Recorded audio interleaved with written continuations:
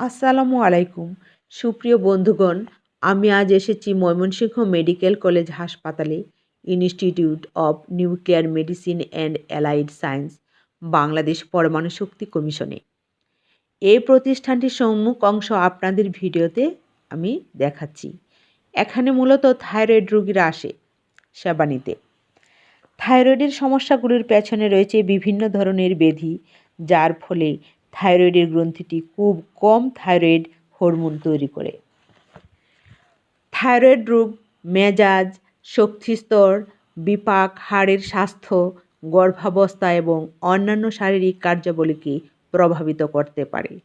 Thyroid ব্যাধি প্রতিরোধে কিছু সহজ টিপস মেনে চলতে হয়।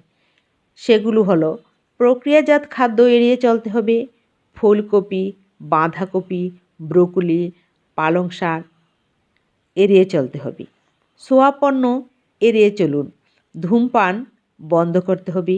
মানসিক চাপ কমাতে হবে। থাইরয়েড রোগের চিকিৎসায় প্রায়ই সফল হয়, তাই থাইরয়েডের রোগীদের চিকিৎসকের পরামর্শে চলতে হবে।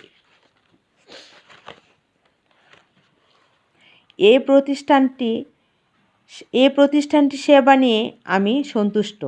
আজ এ পর্যন্তই। আবারও দেখা হবে অন্য কোনো স্থানে, অন্য কোনো দিন। সে পর্যন্ত সবাই ভালো থাকবেন। সবাইকে ধন্যবাদ। খোদা হাফেজ।